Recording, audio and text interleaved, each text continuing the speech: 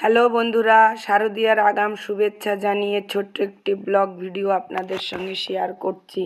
মহালয়ার দিনে বাপের বাড়ি গেছিলাম, দিদির বাড়ি আমার বাড়ি বগুলা একই জায়গায়। দিদি গাড়িতে করে গেল, তো আমিও সঙ্গে গেলাম। তারপরে গিয়ে তো দেখি মা অপেক্ষা করে দাঁড়িয়ে আছে আর ভাই বউ রান্না শুরু করে দিয়েছে। ভেবেছিলাম ভাই বউকে একটু হেল্প করবো, আবার স্কুল টিচার তো এসে রান্না বান্না করা অনেকটা কষ্ট হয়ে যায়, তার হেল্প করতে পারলাম না।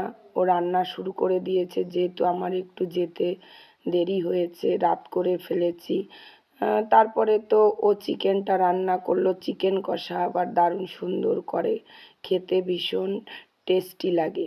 তারপরে চিকেন রান্না হয়ে গেছে, তো আমরা সবাই মিলে একসঙ্গে খেলাম, বসে আনন্দ করলাম। বন্ধুরা, ভিডিওটি ভালো লাগলে সাবস্ক্রাইব করতে ভুলবেন না।